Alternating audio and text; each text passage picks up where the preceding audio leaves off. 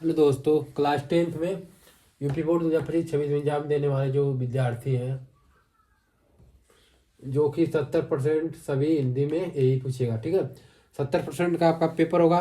जो जो पूछेगा आइए हम बताते हैं आपको कि हिंदी में क्या आएगा एग्जाम में आपके। ठीक है, इस पे डालते हैं एग्जाम पैटर्न। ठीक है, चलिए पॉइंट पॉइंट समझाएंगे। चलिए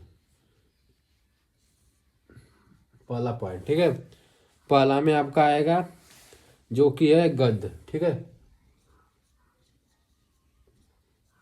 गद्य, फिर उसके बाद फिर पद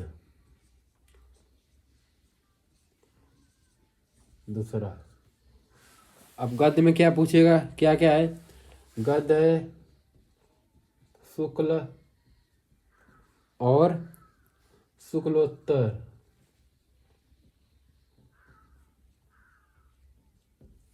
ठीक है, और फिर उसके बाद पद में क्या पूछेगा? रीतिकाल।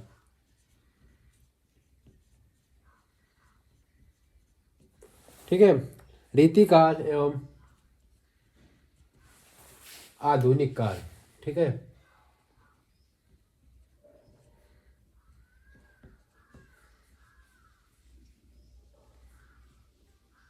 आधुनिक काल। ठीक है, और फिर उसके बाद पॉइंट थ्री। पॉइंट थ्री में पूछेगा आपका गद्य हेतु। ठीक है, जो गद्य रहेगा पाठ्य पुस्तक से रहेगा। ठीक है,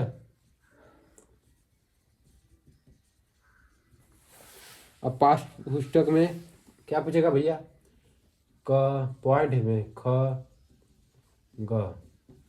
पाठ्य पुस्तक में आपसे पूछेगा संदर्भ। क्या पूछेगा? संदर्भ। ठीक है, और फिर दूसरा पूछेगा व्याख्या। ठीक है, जो कि विखा 2 नंबर का आएगा, संदर्भ भी 2 नंबर का। और फिर इसको अद्गा में क्या पूछेगा आपका? लघु उत्तरी, उसी में से छांट कर बताना है प्रश्न। कुल मिलाकर आपका 6 नंबर का, 6 मार्क्स। ठीक है, और फिर जो शुक्ल आधुनिक काल रीतिकाल जो है, ये आपका जानते हो कई नंबर का चला है? ये 5-5 नंबर का। गद्य 5, पद 5। ठीक है, चलिए अब पॉइंट नंबर 4 डाल देते हैं।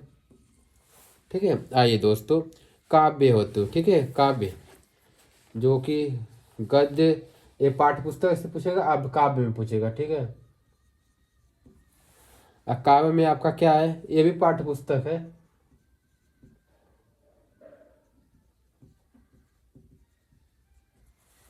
ठीक है, इसी में वही चीज रहेगा, संदर्भ।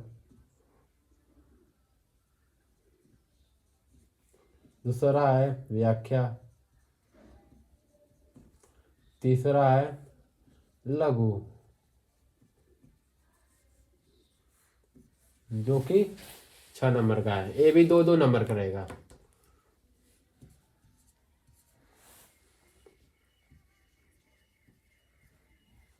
छः छः। ठीक है, और आगे देखते जाइए, पूरा बताएंगे आपको। फिर उसके बाद आपका लेख। ठीक है, लेख भी आएगा। फिर उसके बाद देखें संस्कृत में,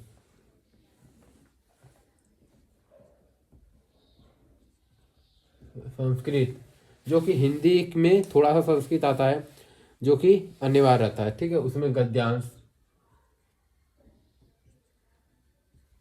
ठीक है, गद्यांश में जो संस्कृत पूछा जाएगा उसका संदर्भ रहेगा और अनुवाद रहेगा। ठीक है, हाँ, और जो कि अनुवाद 3 नंबर का रहेगा और संदर्भ 1 नंबर का रहेगा। अब आएंगे जीवन परिचय, .456 जीवन परिचय, जिसको आप लोग जीवनी कहते हैं या जीवन परिचय कहो। ठीक है, वही आएगा। और उसमें रचना भी लिखना होगा, जो कि कितने नंबर रहेगा, 6 नंबर का। उसमें लेख रहेगा, ठीक है, लेख कवि के नाम, ठीक है, कवि के नाम और जन्म सब कुछ रहेगा उसमें। फिर उसके बाद जो रचना रहेगी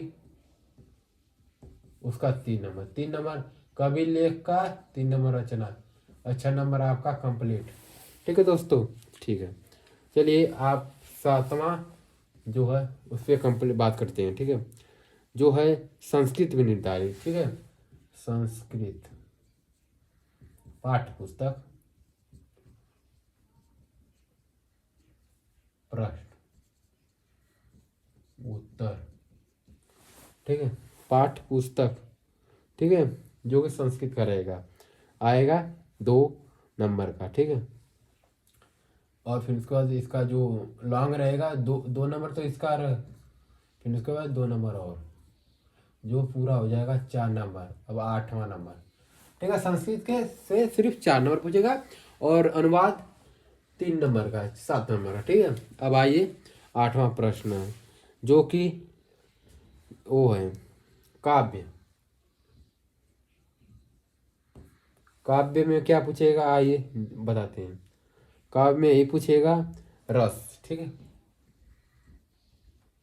चलिए दोस्तों, अब आपको आपको बताएंगे हिंदी व्याकरण में क्या क्या पूछा जाएगा, ठीक है। चलिए दोस्तों, लेकिन हाँ, सब्सक्राइब कर लीजिए दोस्तों, बहुत ही मेहनत लगती है और हमारा आपसे वादा है कि आप लोग 60%, मतलब सबसे कमज़ोर है तो 60% एकदम फर्स्ट क्लास से आप पास होंगे। अगर रेगुलर क्लास करते हैं हमारे तो 90+ आएगा, ठीक है दोस्तों। प्लीज़ दोस्तों सब्सक्राइब, जगह नहीं है, ठीक है। चलिए आइए हिंदी व्याकरण बताते हैं। चलिए दोस्तों, आपको पढ़ाएंगे हिंदी व्याकरण में क्या पूछा जाएगा, ठीक है। आइए हिंदी व्याकरण में आपको बता देते हैं। पहला तो रस, रस, ठीक है, जो रस है वो 6 नंबर का पूछा जाएगा, ठीक है। चलिए बताते कैसे 6 नंबर का पूछा जाएगा। पहला उसमें रहेगा आपका परिभाषा,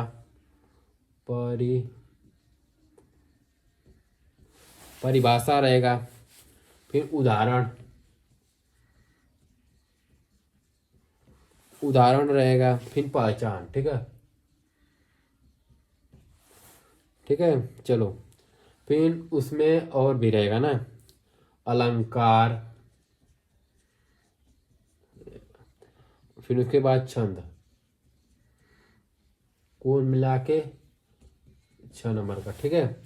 चलिए, आपका व्याकरण में जो अच्छे से याद करना है और अच्छा नंबर आता है जो कि 11 नंबर का है, आइए आप सभी को समझाते हैं हिंदी व्याकरण का, ठीक है। शब्द रचना के तत्व क्या है, शब्द रचना के तत्व, ठीक है, इसमें पॉइंट है, ठीक है। चलिए आप बताते हैं। उपसर्ग, फिर दूसरा पॉइंट है आपका प्रत्यय, तीसरा पॉइंट है आपका समास, चौथा पॉइंट है आपका तत्सम शब्द, ठीक है। फिर पांचवा है पर्यायवाची,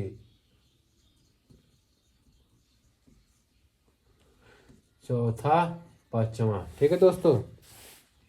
अब आते हैं अगले पॉइंट में। ये जो है ना 11 नंबर का आएगा, ठीक है। आइए अगले पॉइंट में बढ़ते हैं। ये भैया आएगा संस्कृत, संस्कृत व्याकरण,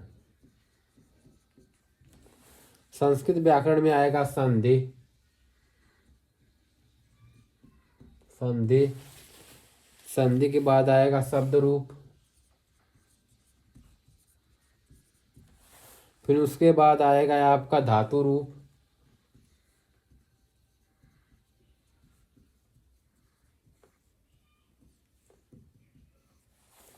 ठीक है। चलिए अब आते हैं निबंध, ठीक है, तीसरा पॉइंट निबंध।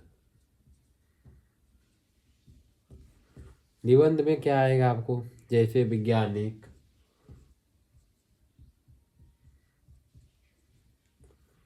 वैज्ञानिक, धार्मिक, फिर उसके बाद आएगा सामाजिक, आर्थिक, बहुत से उसमें आ जाएगा निबंध। और फिर उसके बाद आएगा आपका चौथा पॉइंट, काव्य खंड, खंड। आप जिस जिले से रहे होगे उसका काव्य खंड अलग से आता है, सबका अलग अलग रहता है। ठीक है दोस्तों, हमारे चैनल को सब्सक्राइब करें। और आज हम आप लोगों को डिस्कस यानी जो समझाए हैं क्लास 10th का यूपी बोर्ड हिंदी व्याकरण और हिंदी के प्रश्न में, मतलब आपकी परीक्षा में जो जो आएगा, हिंदी व्याकरण से क्या आएगा और पाठ्य पुस्तक से क्या आएगा, वो सब हम लोग आपको मतलब हम समझा लिए, आप लोग अच्छे से समझ लिए। अगर कोई टॉपिक छूट गई है प्लीज़ कमेंट करें, और हमारे द्वारा बताए गए क्लास में जो अच्छे से नहीं समझ में आया कमेंट करें, हम दोबारा क्लास लाएंगे। ठीक है दोस्तों, चलिए अगले टॉपिक के लिए कमेंट करिए। धन्यवाद, और सब्सक्राइब लाइक प्लीज़ दोस्तों, धन्यवाद।